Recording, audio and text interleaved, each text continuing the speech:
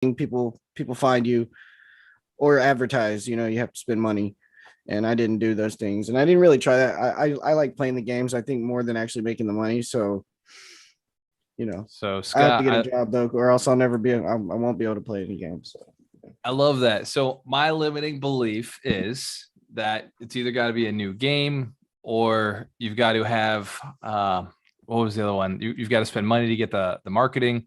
The truth is, you just have to be a hot girl playing video games, right? I mean, that's another limiting belief, Scott. You don't even have to play video games. So here's how it works. An audience is based on common interests. Being interesting, being unique, common interests. Sure. Ad spend goes a long way, and we do spend money on ads for the brand. But the reason people stay is because we're delivering value. We're delivering something that they want. In fact, everybody on this call is somebody who's been on one of my other calls. Hands to camera if I've helped you make more money this year. If I've increased your mindset, gotten you to the next level in some way, awesome. Excellent. So delivering value. So Scott, this call is all about how to make money from an audience. But we also know the audience is never big enough. There's never enough people paying attention to us. Isn't that crazy? Scott, I'm sure you felt the same thing when you were doing Twitch. It's like, shit, there's just not enough people watching me. When you switch gears to what are they watching? And then what is it they're looking for? What is it they're looking for? And how do I add value? And the secret to this is following other people, right? Go in, follow other platforms, follow other influencers, people that you're following. There's something about them that you're attracted to, right? There's something about them that you're saying, I could watch more of this. Now, here's the step that most people miss. Look for people who look just like you, right? So what I've seen in the gamer world, since, Scott's in the call, in the gamer world is a lot of the people who are watching the gamers are guys watching girls. It's just easy. Or guys watching guys who are way better than them. And so they think, well, I've got to either be a girl or way better, right? Maybe that's how the transgender movement started, was probably video gamers wanting to live out their fantasies. But that's not the secret to success, because there's somebody out there just like you. In fact, Rick, you look a lot like The Rock, right? Dwayne Johnson, right? He's the most successful Instagrammer on the planet. So find somebody who looks like you, who's got an audience like yours, or is doing things that you're interested in. Follow them, because the key to really getting more influence is do something that's already working. Yes, be yourself, but also be somebody or something that's attracting other people in. When I started this, I modeled Grant Cardone. I modeled great marketers in my market, people who I saw do really well, Tai Lopez and Gary Vee. And I found that modeling after people who are running courses that happened often, I modeled pastors in churches. And I noticed that they were able to help people grow. They were able to bring people together once a week. And I modeled their entire system. And then I started creating what would they put out? What would they put out? There's something to be said about delivering value that makes people want to buy something from you eventually, whether it's your product or somebody else's product. They just trust you because they've been hanging out with you long enough. Hands to the camera if that's true in this community, if you recognize that to be true for you. It's like, hey, you know what? If Gualter sells something, I'm in. I feel the same way with a lot of the people I follow. If they sell me something, I'm like, yep, like I trust them this far. Why would they steer me wrong? Because they've been consistent. Creating content is not about, and by the way, it is create content. It's also create it on the right platform. But creating content is not about just throwing stuff out there. It's about being yourself, but it's also not just being yourself. It's about being the attractive side of yourself. You could pull out the camera any time of the day, and it would be a very different post. Hands to the camera if that's true, right? There's some times where posting that on TV is not going to look good. If you post some of those pictures on Facebook, it's like, whoa, what was in his head? What was she thinking? And we have friends who've made those posts, and the results, well, they show for themselves. So there's a great time to take a picture or a video, and there's a wrong time to take a picture and a video. But a lot of times what we are celebrating and think is a great post isn't the one. And a lot of times the stuff that we dismiss and think is nothing and not worth anything is the one. I made a post a little while back. Hence, Cameron, if you'd be interested in a post that worked, that got more people in the funnel. I made a post about my success, which to me is the least valuable post I could possibly make. In fact, I hated even making the post. But I was on the beach and I put on the top and I said, I made $1 million by the time I was 32 years old. I did it through real estate. I bought one house and another and then another. And I got to this point. I hated making that video because to me, it's a very, it's old school. It's boring. It's not the stuff I want to talk about. But I posted out there because I saw somebody else do it and it really got a lot of likes. So I said, I'm gonna give this a shot. And it got a ton of likes, it got a ton of views. In fact, it got 10 times more than my average post. 10 times. Because I did something that other people were interested in. Does that make sense? So the posts I'm interested in, if you make a post that teaches me something new in real estate, like new, like high level or mindset, I'm in, right? Like any post that's like motivation or stay at it, keep going. It's going to be worth it when we get there. Like those posts, man, it draws me in. I will watch that. I'll read that. I'll follow that person all day because they're going to keep feeding me what I'm looking for. But the majority of people are not at the same place that you're at, especially if you're a successful entrepreneur. Many of them want to be where you're at. Or like Rick, for example, what you do is a very interesting part of a person's life. Hey, did you know you're going to die, right? This is a hook, right? Did you know you're going to die?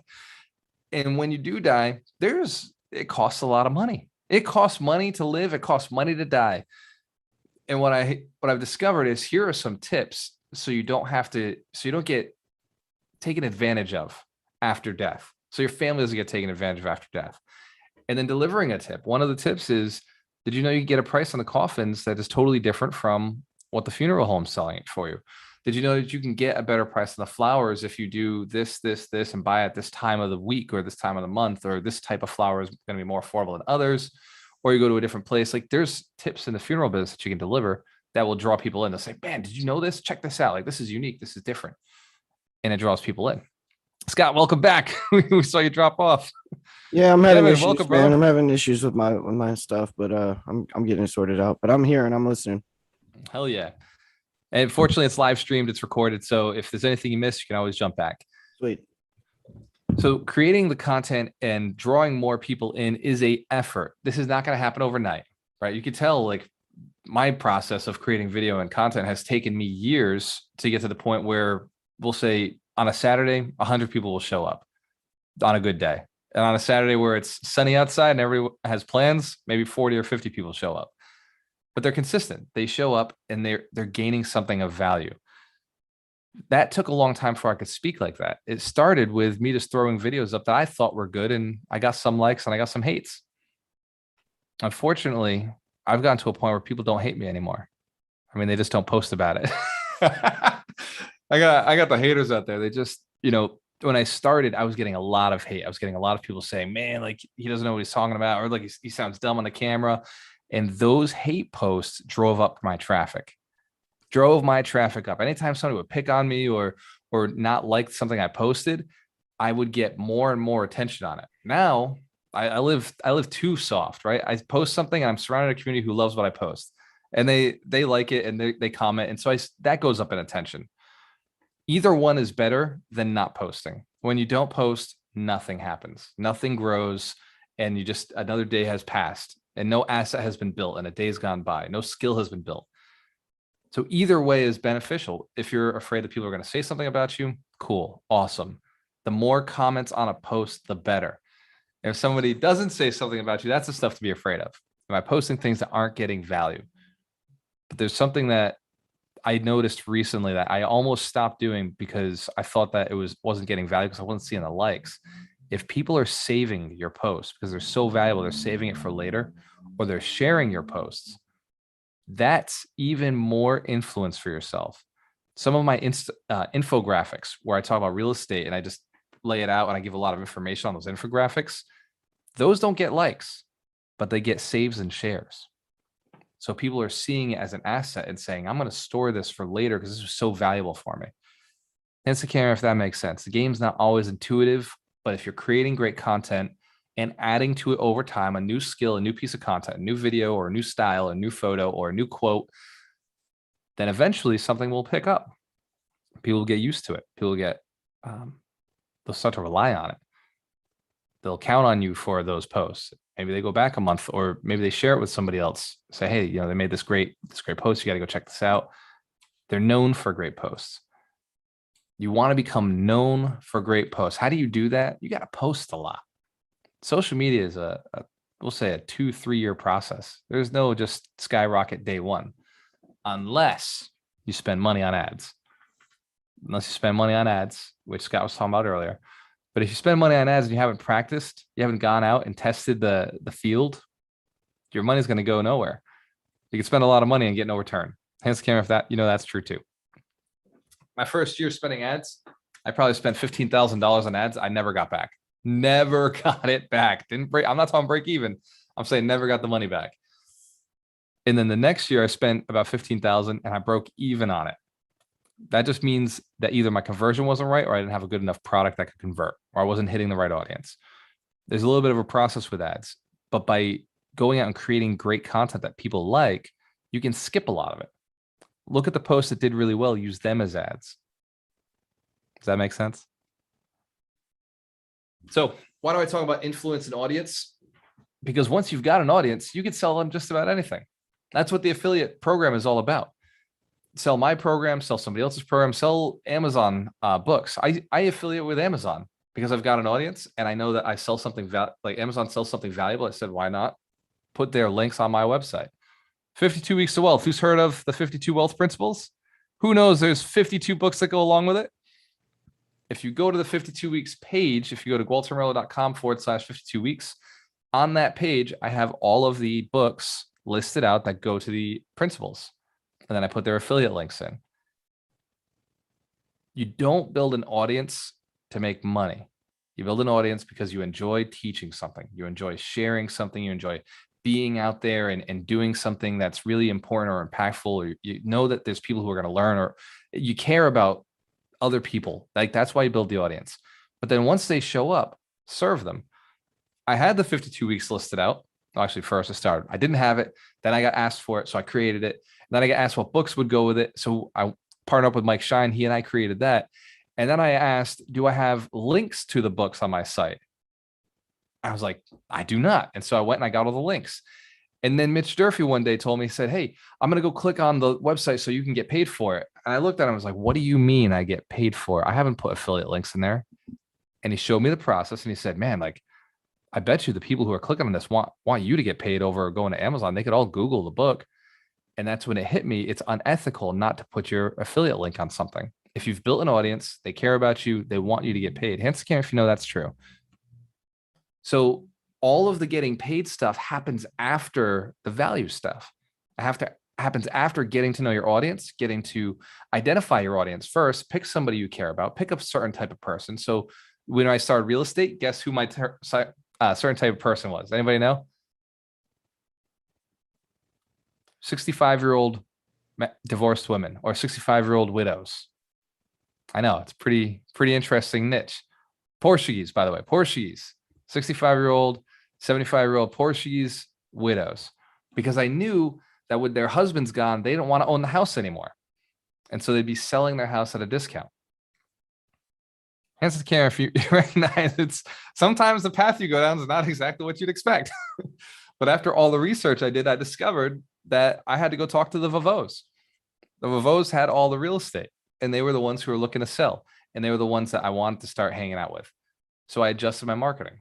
I started speaking little broken Portuguese in my videos. I started talking about, does your grandmother have, does your Vavo have? And I talked about, having a Vavo in the family that could need to get rid of her house because it's overworked, or she doesn't like the tenants. The tenant's taking advantage of Vavo. She's tired. She's sick and tired. She wants to get rid of the property. She wants to get rid of the house, the units, the apartments. And you start playing that game of figuring out what they want. More people come in. This was a great marketing strategy because it brought me houses I wanted to buy. Think about your client. And maybe we'll write this avatar together. What is your client doing right now? Your perfect avatar. And they may not be what you think they are. Be okay with that. I didn't think that I was going to be talking to old Portuguese ladies, but that's what my avatar was. That's who owned the asset I wanted. So think about who's going through the situation that you're serving, the problem you're solving, And write that down. Who was your last client? Here's an example.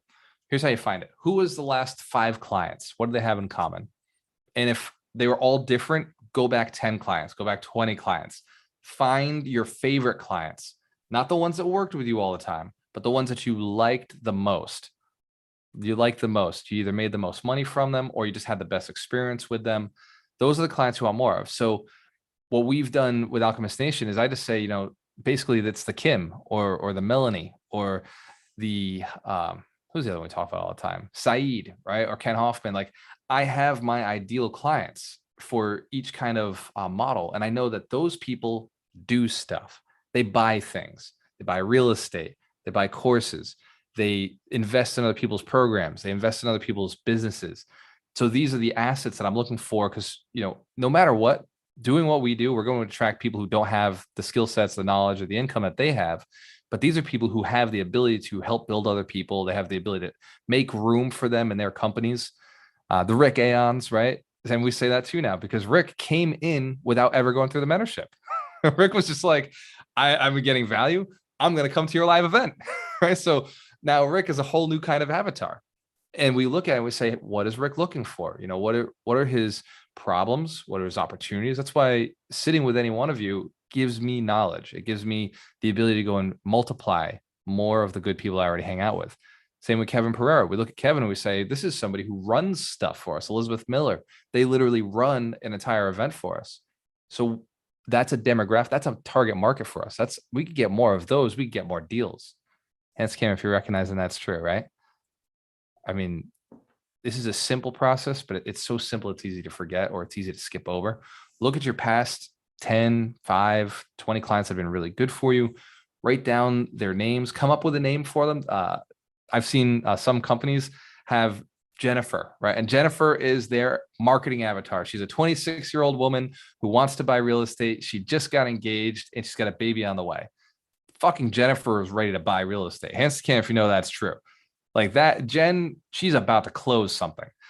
So there's a demographic for each one of your businesses, and you should have an understanding of who they are.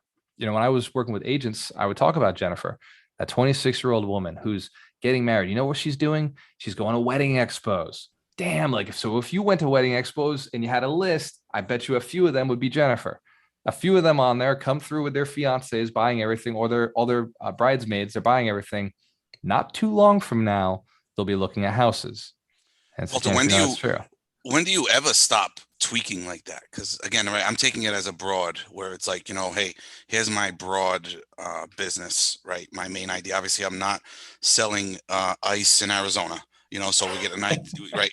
We're getting a business that actually sells. And then from there, that general purpose, right? What we're doing, what we're marketing, what we're doing, but just continuously tweaking. Are you continuously tweaking, like showing your target market?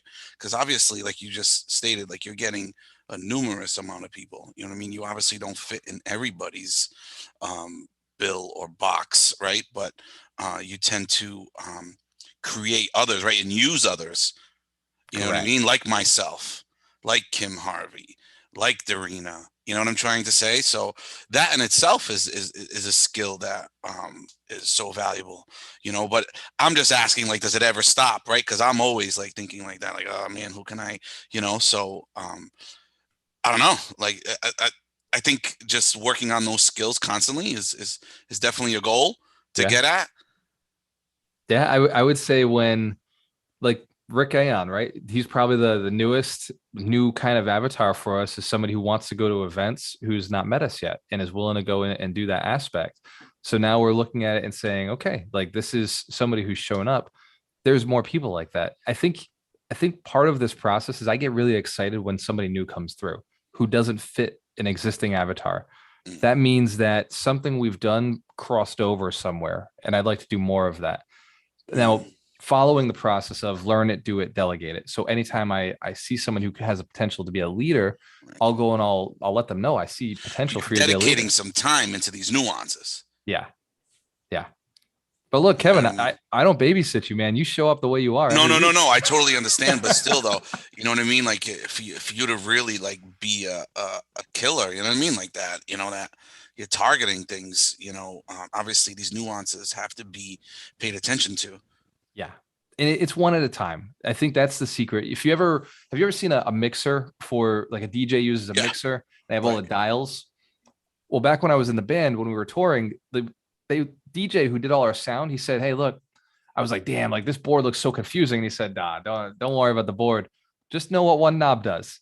Once you know what one knob does, left is down, right is up, and then know what the next knob above it does. This is tone, this is balance, this is treble, this is bass." And then it was like 4 knobs he taught me. And he said, "Guess what? There's 24 channels on this mixer. Those 4 knobs do the same thing all the way across 24 channels." It's so the mixer's not as complex as it looks. You just focus on understanding what each person does, what funnel that business looks like, and then build that piece out. Once it works really well, then you can move on to the next part of the business with whoever seems to be coming through in large amounts. In the beginning of all this, we were bringing in women and we didn't really know why we were attracting women. We couldn't really understand it. We didn't realize women even were into real estate investment. Good looks, dude. Right? I must have been pulling them in. But we discovered that there's a certain class of woman who wants financial freedom. Like who isn't doing it because she's the breadwinner. She's doing it because she's been burned or she's got kids, single mother, like she's got something to take care of. And it just wasn't our original niche. And so as we started gaining more women in the community, we said, okay, like we've got to serve this piece in our messaging. We've got to make sure they feel comfortable here, got to make sure they feel safe here. And now Kim Harvey has created Alchemist Ladies, right? Like these things, just once you really start paying attention and pointing something out, the community kind of solves itself, right?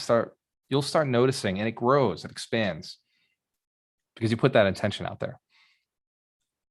And then you can see the power of, I know we always speak about like-minded, and Rick brought it up as well.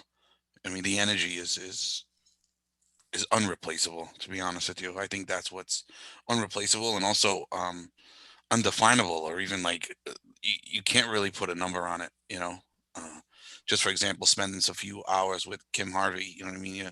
You're ready to go, go to space with the rest of the guys, you know what I mean? You know what I'm saying? So, but no, I'm with it, man. I like it, and that's kind of what I'm doing now. I'm trying to tweak some things at the same time, but then it's like sometimes you're like, right, am I like spending too much time tweaking this one, or is this one even working out, right? Like, is this one even really working out? So, I guess that's just the time in the seat and just continuing stay consistent. And you got to have some faith. Yeah, you got to have some faith in the process. Some things you'll do will be mistakes. We call it beta testing, right? Our business is built on beta testing, and everything's a practice. What does Rod Khleif call them? He calls them seminars, right? Like he says they're seminars or something.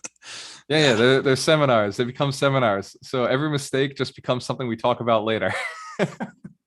Every mistake I've made, we call them seminars. Yeah, you'll learn, you'll hear about it.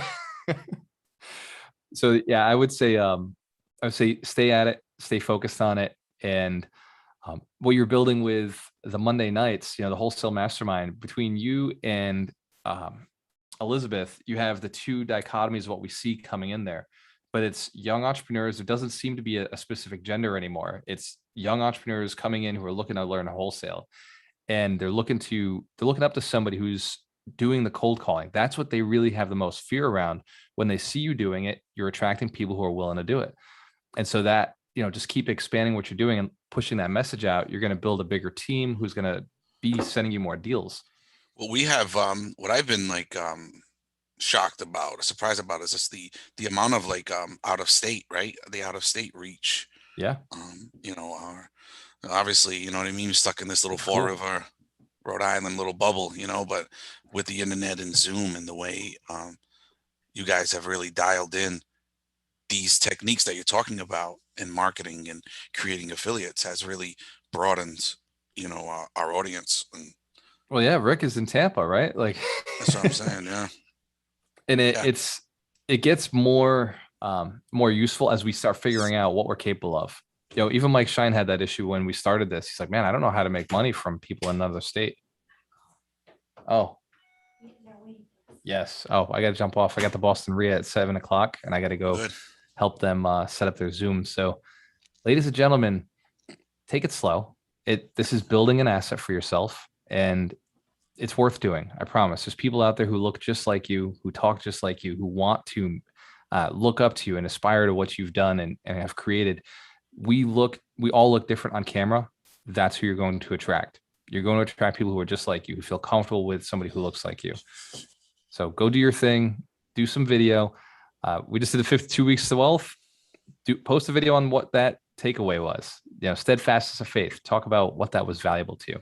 So I got to jump off, but God bless, and I'll see each one of you on the next call. Cheers. Later, guys. Cheers, guys. Thank you.